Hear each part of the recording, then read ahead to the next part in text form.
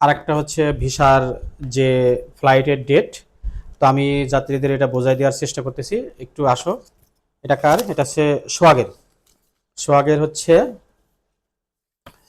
আজকে ফ্লাইট হচ্ছে বিকাল 4:30টায়। এই হচ্ছে ম্যান পাওয়ার, এই হচ্ছে তার ভিসা, আর এই হচ্ছে তার হচ্ছে আলো টিকিট। এটা হচ্ছে সোহাগের, এটা হচ্ছে এরিকের। এই হচ্ছে ভিসা, এই হচ্ছে হলো টিকিট, আর এই হচ্ছে ম্যান পাওয়ার।